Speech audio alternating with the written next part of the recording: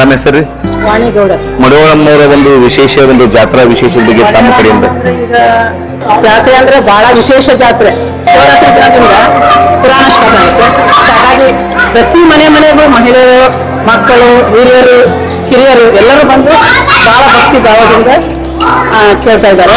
ಪ್ರತಿದಿನ ಹುಚ್ಚಯ್ಯನ ಅಂತ ಮಹಿಳೆಯರು, ಮುತ್ತೈದರು ಹಾಗೂ ಎಲ್ಲ ಊರಿನ ನಾಗರಿಕರು ಕೂಡಿ ಮುತ್ತೈದರ ಮಹಿಳೆಯರು ಹುಚ್ಚಯ್ಯನ ತೇರು, ಅದೇ ದೊಡ್ಡ ವಿಶೇಷ. ಹುಚ್ಚಯ್ಯನ ತೇರು ಇರೋದು ದೊಡ್ಡ ವಿಶೇಷ ಅದೇ.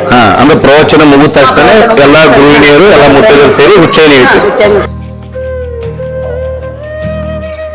ಸ್ನೇಹಿತರೆ, ಪ್ರತಿ ವರ್ಷದಂತೆ ಈ ವರ್ಷವೂ ಕೂಡ ಇಲ್ಲಿ ಏನಾಯ್ತು, ಇವತ್ತು ವಿಶೇಷವಾಗಿ ಒಂದು ಶಿವರಾತ್ರಿ ಒಂದು ಹಬ್ಬ ಇರೋದ್ರಿಂದ ಇಲ್ಲಿ ಎಲ್ಲಾ ಜನರು ಭಕ್ತಾದಿಗಳು ಏನ್ ಮಾಡ್ತಾರಪ್ಪ, ಬೆಳಗ್ಗೆ ಉಪವಾಸವನ್ನು ಇರ್ತಾರ. ಇವತ್ತು ಬಂದು ಇಲ್ಲಿ ಈಗ ಏನು ಪೂಜೆ ಸ್ಥಾಪನೆ ಆಯ್ತಲ್ಲ, ಈಗ ಎಲ್ಲಾನು ಕೂಡ ಇಲ್ಲಿ ಇದು ಇರುವಂತ